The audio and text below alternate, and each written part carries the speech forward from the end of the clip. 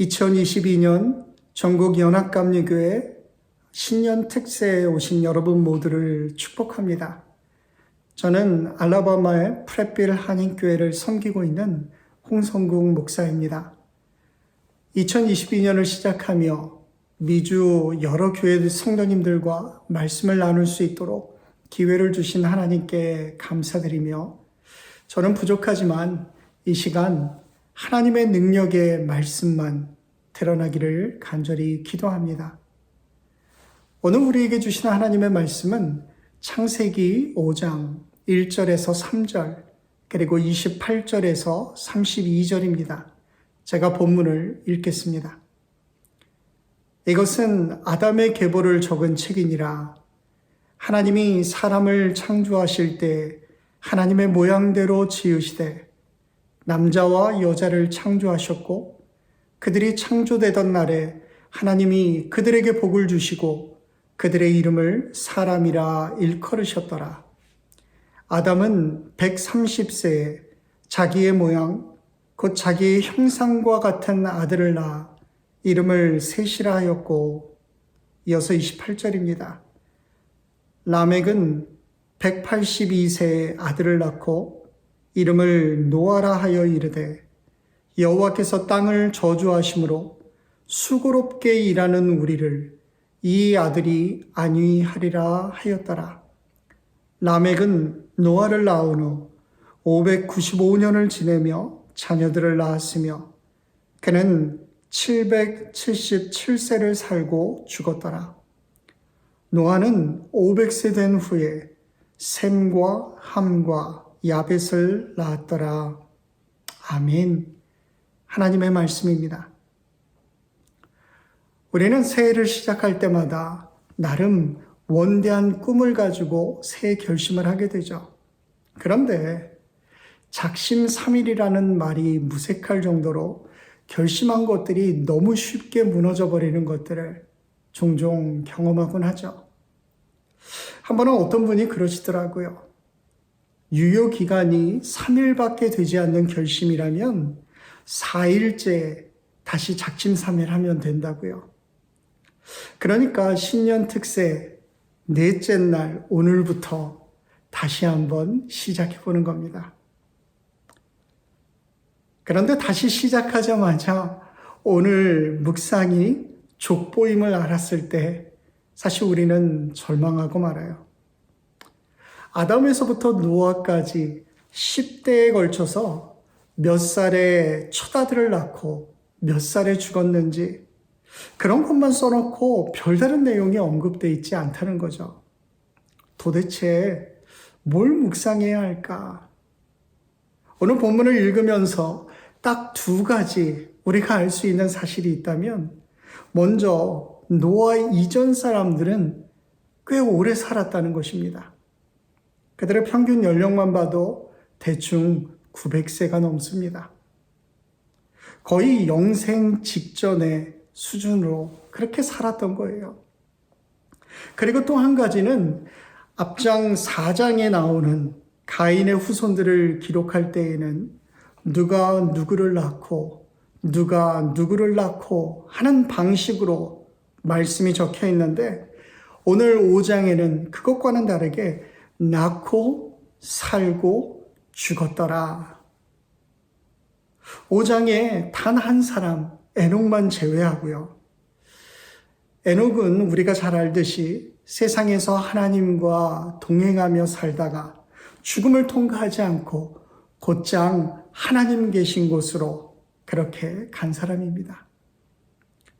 우리가 2022년 새해를 시작하며 창세기를 가지고 새 언약, 새 생명, 새 축복, 계속해서 신년 특세를 하고 있는데요. 창세기 1장 1절을 어떻게 시작하고 있습니까? 태초에 하나님이 천지를 창조하시니라. 이전에 없었던 새로운 일들을 하나님께서 시작하시는데요. 성경은 그것이 스스로 생겨난 게 아니라는 거죠. 하나님께서 시작하셨다고 선포하고 있습니다. 원래 창세기의 이 히브리 명칭은 태초에라는 성경에 가장 첫 번째로 등장하는 단어를 사용하고 있는데요. 사실 전체 구조를 보면 창세기의 중심 단어는 세대 혹은 족보라는 뜻의 톨레도이라고 할 수 있습니다. 왜냐하면 이 창세기는 10개의 족보를 중심으로 정말 거대하고 방대한 역사를 우리에게 압축해서 보여주고 있기 때문에 그렇습니다. 그만큼 창세기는 이스라엘의 믿음의 계보를 중심으로 우리에게 계속해서 메시지를 전달하고 있어요. 하나님께서는 성경에 기록되어 있는 모든 사건들이 인간의 삶과 동떨어진 이야기가 아니라 인간의 구체적인 삶 가운데 발생한 사건이고 하나님께서는 그 삶 속에 구체적으로 개입하고 있다라고 하는 것을 알게 하시려고 이 족보를 사용하고 있다는 거죠. 그럼에도 불구하고 성경에 등장하는 족보는 여전히 지루하고 여전히 읽어도 별로 흥미롭지가 않아요. 그러나 우리가 이렇게 특세 본문으로 함께 나눌 만큼 창세기에서는 족보가 정말로 중요한 위치를 차지하고 있다고 봐야 한다는 것입니다. 우선은 이 창세기의 족보가 등장하면 새로운 단락이 시작된다라고 하는 일종의 사인입니다.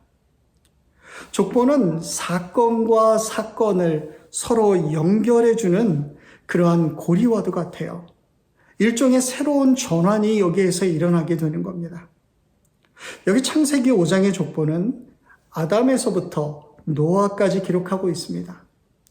사실 4장 후반부부터 하나님을 떠나서 하나님 없이 삶을 살았던 가인의 후손들의 그 족보를 적고 있다면 오늘 5장의 족보는 단순히 혈통보다는요, 신앙의 맥을 잇는 계보로서 하나님과 동행했던 이 노아가 가인의 후손이 아니라 가인과 아벨 사건 이후에 아담의 새로운 아들로 태어났던 셋의 후손임을 밝히는 것, 이것이 중요한 목적이라는 것입니다.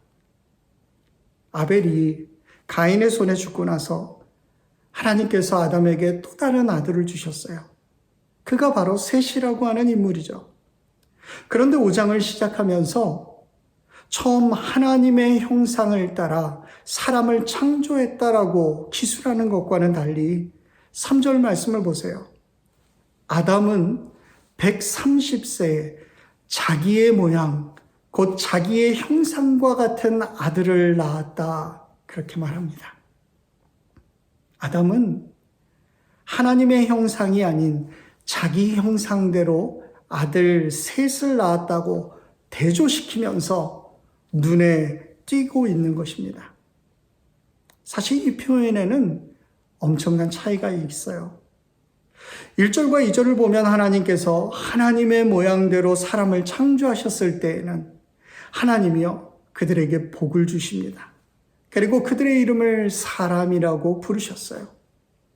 하나님은 우리를 그저 태어나고 죽는 존재로 창조하신 것이 아니라 하나님과 교제하고 그리고 동행하기 위해서 창조하셨던 거예요. 그래서 다른 피조물들과는 달리 하나님의 형상을 따라 우리 인간을 창조하셨다 말씀하시는 것입니다.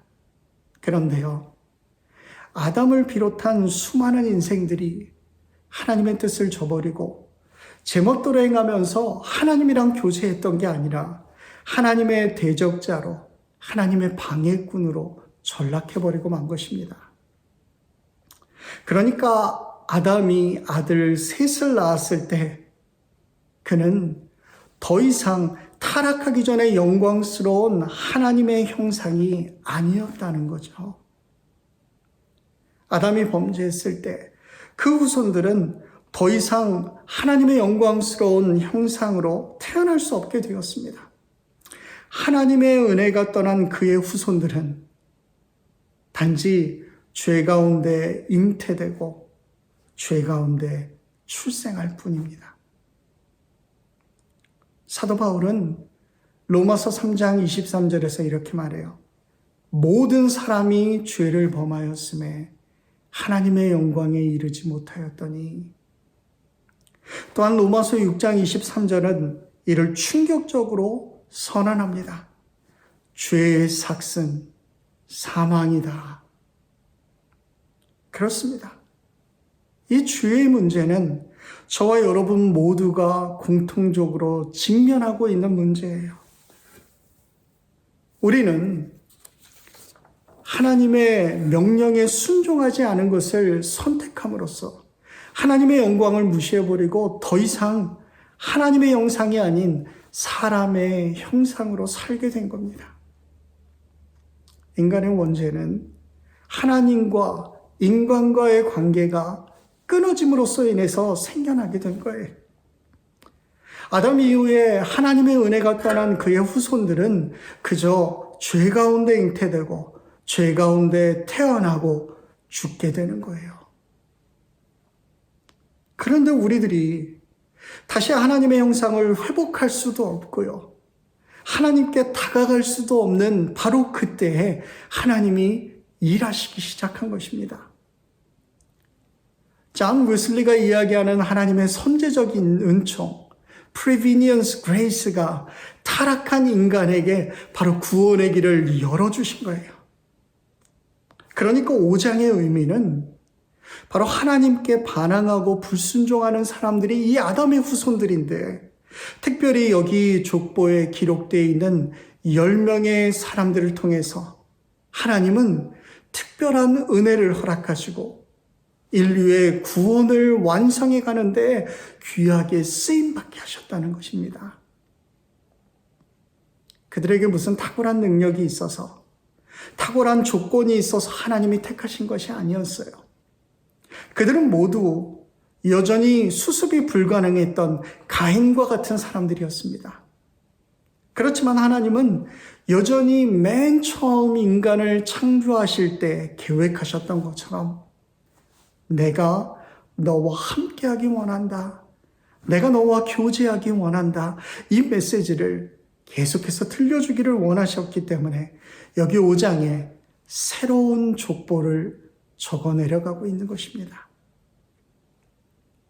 여전히 엉망인 사람들, 하나님의 형상으로 창조되었지만 이제는 죄악으로 인해서 하나님의 형상의 모습을 갖지 못하는 그런 사람들이 너무나도 귀해서 다시 하나님과 교제할 수 있도록 그 길을 열어주셨다는 거죠. 우리가 교제라고 하는 말을 언제 쓰죠? 우린 종종 수준이 안 맞아서 저 사람이랑 같이 못 놀겠어, 이런 얘기해요. 운동을 해도요, 정말 수준이 맞아야지 재미가 있어요. 게임을 해도 어느 정도 레벨이 돼야 됩니다. 그래야지 같이 놀고 싶은 마음이 생겨요. 수준이 안 맞으면 정말 일방적인 관계가 될 수밖에 없습니다. 그냥 마냥 참아주든지 아니면 일방적으로 한쪽이 가르치든지 그런 모양이 되면 몇 번이야 우리가 그렇게 할 수 있겠지만 시간이 흘러갈수록 양쪽 다 답답해지는 것은 마찬가지입니다. 그런데 저와 여러분들이 하나님 사이에서 과연 교제한다라고 하는 말을 사용하는 게 가당키나 한 걸까요?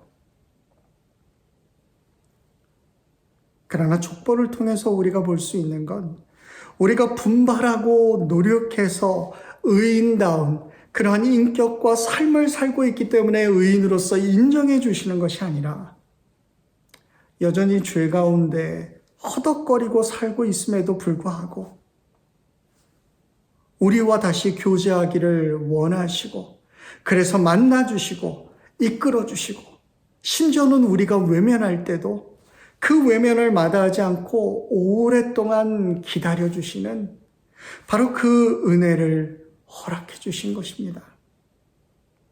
우리가 아직 죄인 되었을 때 우리를 부르셔서 의롭다 칭해 주신 것입니다.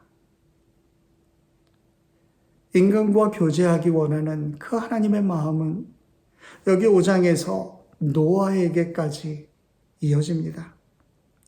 노아가 누구인가요? 우리말 성경으로 29절에 보면 그 아버지 라멕이 하나님께서 저주하신 땅으로 인해 우리가 겪는 일과 우리 손의 수고로움으로부터 이 아들이 우리를 위로할 것이다. 그렇게 말하고 있어요. 노아는 사람만 위로한 게 아니었어요. 사실 하나님도 위로했던 사람입니다. 노아 시대는 하나님의 마음이 편치 않았던 시대였거든요. 자기 마음대로 살면서 하나님과 동행하지 않는 그러한 사람들 때문에 인간적으로 표현하면 정말 하나님의 스트레스가요, 여기까지 가득 차 있던 때에 바로 노아가 하나님의 위로자가 되었다라고 하는 것입니다. 우리의 삶은요, 하나님께 온전히 이어져야만 진정한 복 있는 인생이 됩니다. 우리 인간은 하나님의 영광으로부터 완전히 떨어져 나갔던 사람들인데, 노아는 창세기 6장 8절에 말하는 것처럼 그저 하나님의 은혜를 입었던 사람이었어요. 하나님께서는요, 아무런 이유나 조건 없이 그냥 호의를 베풀어 주신다는 거예요. 저는 감리교인이라서가 아니라 이 표현이 너무너무 좋습니다. 리빙 바이블에 보면 He was a pleasure to the Lord. 바로 노아가 주님의 기쁨이었다. 그렇게 적고 있습니다. 그래서 그는 에녹이 그랬던 것처럼 세상의 죄악 속에서도 의로운 삶을 살 수 있었고요. 하나님과 동행하는 삶을 살았던 거예요. 하나님께서 다른 사람들을 볼 때는 이상하게 저 인간 정말 한숨이 푹푹 나오다가도요, 마치 저를 바라보면서 그분의 눈빛이 싹 바뀌어진다면 여러분, 그게 얼마나 귀한 일이겠어요. 하나님께서 여기 족보를 기록하실 때도 그랬을 것입니다. 하나님께서 그만큼 노아를 사랑하셔서 이 세상에 죄악 때문에 힘들고 어렵고 죽을 일이 쌓여 있어도 세상과 하나님께 위로가 될 수 있었다라고 하는 거예요. 노아라는 그 이름의 뜻이 뭔지 여러분 눈치채셨나요? 바로 위로입니다. 하나님이요, 당신이 창조한 것을 다 파멸시켜야 하는 그 아픔 속에서도 노아를 바라보실 때 위로를 얻었던 거예요. 온 세상이 죄악투성이고 다 심판받아 마땅한데 그 중에 노아를 보면 하나님이 미소를 짓는 거예요. 이게 저와 여러분이 되어야 하고 또한 우리 가정이, 우리 교회가 그래야 합니다. 빌리 그레엄 목사님 부부가 TV에 출연한 적이 있어요. 사회자가 사모님께 물어봅니다. 정말 한 번도 이혼에 대해서 생각해 본 적이 없습니까? 사모님께서 즉시 단 한 번도 없었습니다. 아주 단호하게 대답하는 거예요. 그런데 뒤이어서 한마디를 더 덧붙이셨어요. 그런데 살인은 몇 번 생각해 봤습니다. 부부가 만나서 살다 보면 티격태격할 수도 있습니다. 그런 이유 때문에 나는 혼자 살아야 되겠다. 여러분 그렇게 주장할 수 있을까요? 그렇지 않아요. 부부가 함께 산다라고 하는 것은 기쁨입니다. 그런데 함께하는 것이 얼마나 큰 축복인지 우리가 놓치고 살 때가 너무나도 많은 거죠. 하나님과의 관계도 마찬가지예요. 하나님께서 언제나 다 나에게 좋을 수만은 없습니다. 또 내 모습을 볼 때 마냥 하나님께서 좋아해 주시기만을 바랄 수도 없어요. 그래도 함께하면서 서로 격려하고 내가 넘어지거나 나약해질 때 나를 일으켜 세워주시는 바로 그 하나님이 계신다라고 하는 것이 얼마나 놀라운 축복인지를 우리가 알아야 한다는 것입니다. 5장에서 특별하게 언급하고 있는 사람이 에녹이라고 했는데요. 그에 대해 적으면서 그가 무두셀라를 낳고 300년 동안 하나님과 동행하는 삶을 살았다. 그렇게 말합니다. 사실 엄청나게 특별한 영성을 가지고 살았다기보다는 정말 평범하게 자녀들을 낳으면서 살았지만 그에게 있어서는요, 하나님과의 친밀한 교제가 있었습니다. 늘 하나님이 자신의 삶 가운데 함께하고 있다는 것을 인식하면서 그렇게 살았다라고 하는 거예요. 여러분, 이것은 바로 우리도 하나님과 동행하며 살 수 있다라고 하는 가능성을 열어주고 있는 거예요. 노아 역시도 6장 9절에서 하나님과 동행한 사람이었다라고 하는 것을 밝혀 보여주고 있습니다. 바로 이것이 2022년 우리에게 격려가 되고 또한 도전이 됩니다. 하나님께서 저와 여러분들을 위해서 예수 그리스도와 친밀한 만남, 풍성한 교제를 나눌 수 있는 모든 기초를 이미 다 만들어 놓으셨어요. 이는 에녹이나 노아에게만 주어졌던 제한된 은혜가 아닙니다. 예수 그리스도 안에 있는 모든 사람들이 체험할 수 있고 누릴 수 있는 큰 은혜라고 하는 것이에요. 노아를 생각하면 가장 먼저 떠오르는 이미지가 뭔가요? 홍수입니다. 그는 물론 홍수 시대를 살았어요. 물의 홍수로부터 하나님께 은혜를 입어 구원을 받았지만 물의 홍수 이전에도 그는 이미 홍수의 시대를 살고 있었어요. 여러분, 누가복음 17장에 보면 예수님께서 노아의 시대를 이렇게 표현합니다. 노아의 때에 된 것과 같이 인자의 때에도 그러하리라. 노아가 방주에 들어가던 날까지 사람들이 먹고 마시고 장가들고 시집 갔더니 홍수가 나서 그들을 다 멸망시켰다. 먹고 마시고 장가가고 시집가고 파티의 연속입니다. 그들은 부족함 없이 정말 풍요로움의 홍수 속에서 잘 살고 있었던 거예요. 그런데 그 풍요로움 속에, 그 즐거움 속에 빠진 것이 있다면 바로 그것은 하나님입니다. 예수님의 말씀의 의도가 그런 거예요. 먹고 마시고 시집가고 장가들고 이런 행복함이 문제가 아니라 거기에 몰두하고 집중하다 보니까 창조주 되시는 그 하나님을 그들의 삶 가운데 완전히 잊어버리게 되었다는 거예요. 하나님의 언약을 잊어버리고 하나님의 말씀과 동행하는 삶도 잊어버리고 하나님이 주신 사명도 잊어버렸다는 거죠. 2022년 어쩌면 우리는 더 큰 홍수 시대를 지나갈지도 모릅니다. 그런데 정작 하나님에 대해, 예수님에 대해 관심도 없고 바쁘다를 입에 달고 살려고 하지는 않습니까?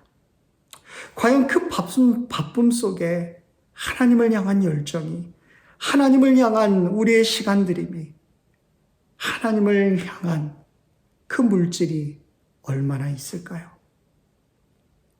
노아는 받은 바 사명에 성실하고 정말 충성된 삶을 살았어요. 노아가 멀쩡한 날씨에 홍수가 난다고 배를 만드는 그를 보면서 사람들이 미쳤다고 조롱하고요. 산 위에 배를 만드는 그를 보고 정신 나갔다고도 해도 그는 흔들리지 않았습니다. 묵묵히 자신에게 맡겨진 일을 하고 하나님과 동행하는 삶을 살았다는 것입니다. 오래전 타임즈에 났던 기사인데요. 70대 할머니가 평생 담배를 끊지 못하고 살았대요. 그런데 하루아침에 놀랍게도 담배를 끊었다는 거예요. 그 이유가 뭔지 아십니까? 옆집에 60대의 연하 할아버지가 살았는데요. 그 사람과 사랑에 빠진 거예요. 그런데 이 할아버지가 담배 냄새가 싫다고 얘기하는 겁니다. 그 말을 듣는 바로 그 순간 할머니가 담배를 끊었어요. 이게 사랑하는 사람의 말의 무게입니다. 하나님께서 우리에게 귀한 새 언약을 주십니다. 하나님의 백성으로 이 땅을 살아갈 수 있는 새로운 생명도 허락해 주셨습니다. 어쩌면 우리가 이 땅 가운데서 신앙생활한다는 것, 지금 내가 이 땅에서 사는 삶의 모습이 다른 사람들에게는요, 정신 나간 짓으로 비춰질지도 몰라요. 적어도 세상 사람들에게는 말입니다. 지금 내가 남들이 하루 쉬는 일요일, 아침부터 일어나서 교회로 열심히 달려오고 매일 아침 하나님의 말씀을 묵상하면서 하나님이 오늘 나에게 주시는 사명이 무엇일까? 그것을 깨닫고 이 사명 실천을 위해서 누가 뭐래도 소신 있게 살아가는 모습. 여러분, 그만큼 믿음은 하나님과 동행하는 것이고요. 하나님의 말씀을 붙들고 사는 거예요. 그 모습이 하나님 보시기에 이 세상에서 위로가 될 줄로 믿습니다. 하나님은 오늘도 우리와 함께 하시기를 원하십니다. 그분과의 교제는 우리가 누릴 수 있는 정말 최상의 축복이에요. 하나님께서는 매일 그분과 동행하며 살아가는 사람들에게 하나님의 형상을 다시 한번 회복할 수 있도록 은혜를 베풀어 주실 것입니다. 2022년 하나님께서 이미 우리를 위해서 만들어 놓으신 그 언약 안에서 아름다운 교제와 그분의 놀라운 은혜를 믿으며 매일 주님과 함께 진정한 축복을 누리기를 소망하며 새롭게 이 아침 결심할 수 있는 우리 모두가 되기를 주의 이름으로 간절히 기도합니다. 같이 기도하겠습니다. 우리의 삶을 새롭게 창조하시는 하나님, 새날을 여시고 족보를 통해서 우리의 연약함에도 불구하고 우리에게 베푸시는 놀라운 은혜를 보여주심을 감사합니다. 이 아침 우리의 마음에 하나님의 긍휼하심을 부어주셔서 주님과 날마다 동행하는 기쁨을 알게 하시고 오늘도 하나님을 알지 못하는 세대에게 하나님의 구원을 보여줄 수 있는 복된 성도들의 삶이 되게 하여 주옵소서. 날마다 우리의 소망 되시는 예수님의 이름으로 간절히 기도합니다. 아멘.